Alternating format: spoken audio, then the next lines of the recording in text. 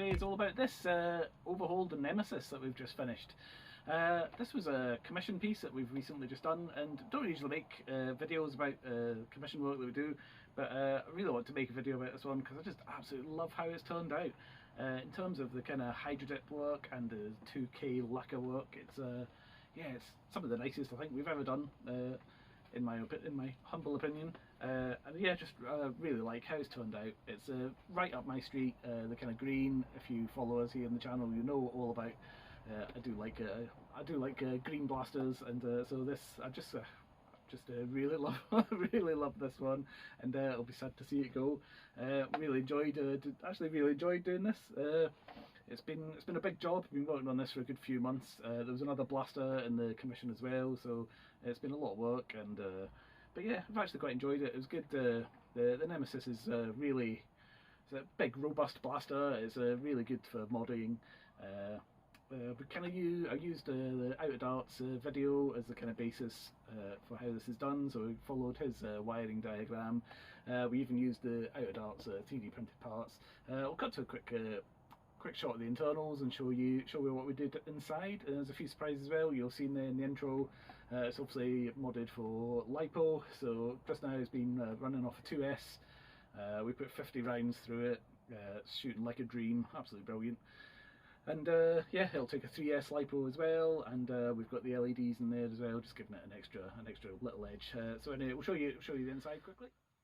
So here we have the internals of the blaster. We've just exactly followed the kind of Out of Darts. There's a really great video on this on how to rewire the Nemesis, and we just pretty much followed that. I bought the parts direct from Out of Darts, so the switch mounting plates, both for the trigger and the ref switch. Little 3D printed parts that just drop straight in, designed to slot straight into the shell perfectly. You can even just friction fit them in, but we've just fixed these into place with a bit of impact adhesive. And then these are proper genuine on-ROM switches, which we also got from Out of Darts, and we followed his exact wiring diagram, except we kind of customised it slightly for our purposes here.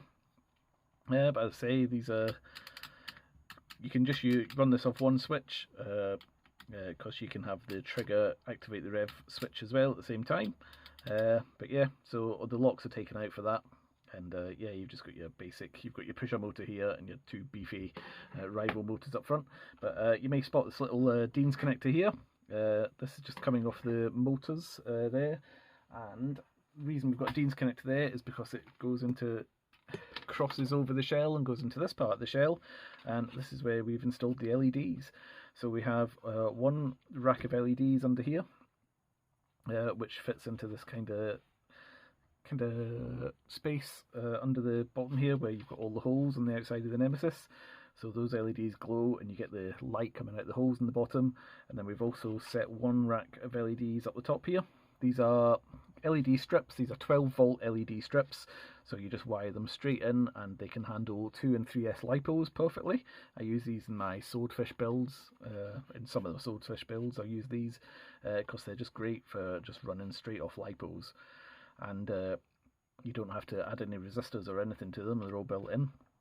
And then we've got the other Dean's connector there, and when you're putting this together, you just plug that into the connector on the other side of the shell and close it over. And if you're taking it apart, you kind of just get the shell apart and pop the Dean's connector out, and you can take these apart. Just there wasn't enough room on that side, and then you get a bit of LED glowing through into the hopper. So the hopper kind of lights up green, and then you've got the lights coming through underneath with the nice green as well. Yeah, and then obviously on the outside we've done, this was we had a fairly specific request from the client. He wanted it, his theme, he wanted it to be alien green, so we've went with a mix. If you can subtly see, there's two different tones of green on here. So there's a signal green and a neon green that are kind of faded into each other. So you can subtly see the different tones of green going through there. And then he wanted Snakeskin Hydrographic on the top, which we did as well, and it just came out beautifully. I've never used the Snakeskin Hydrographics before, but yeah, I really love how they turned out. And it's not something I'd have been overly keen on before, but having seen how this came out, I really like it, and I would definitely use this on a personal blaster. To test the Hydrographics, we did this little Fire Strike blaster because I've never used that film before. So we made this little blaster just as a wee test and to see how the colours went together.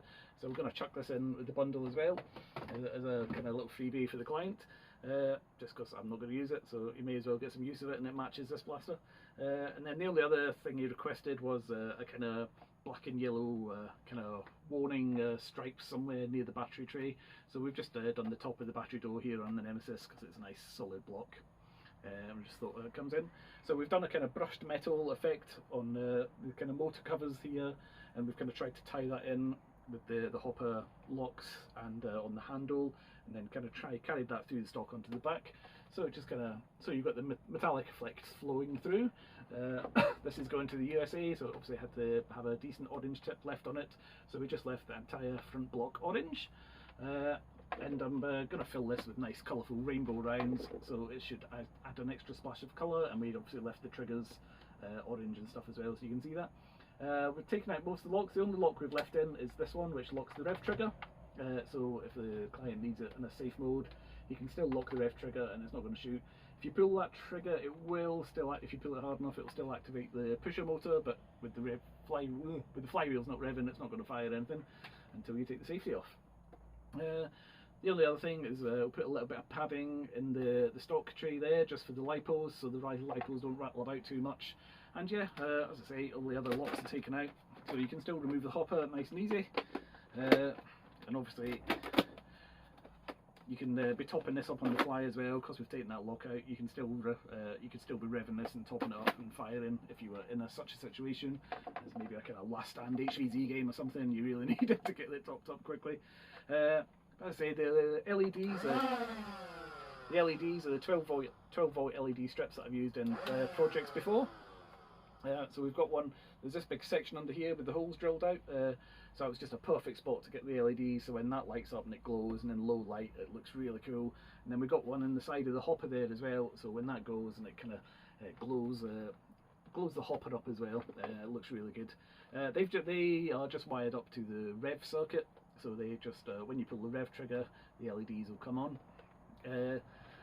I did toy about putting a kill switch on for the LEDs to turn them on and off, but I just, a personal preference of mine is I like them on the rev trigger, and it's just if you're worried about the LEDs giving away your position, they only come on when you rev, and with this on a 2S or 3S LiPo, and as soon as you rev this, people are going to know where you are anyway, so having the LEDs come on doesn't really make much of a difference, but then they're not on if you're not revving anyway. But so yeah, there we go. I really love how this has turned out. We just finished it with some details, with some chrome, picking out some of the nuts and bolts and some of these little recesses and things. Another thing I did as well, we had the Rival logo and the Nerf logos here on the side of the panel were all recessed in. So when we first sanded the shell down, we filled these in with epoxy putty and sanded them all flush, just to give it a flatter surface for the Hydrographics to take.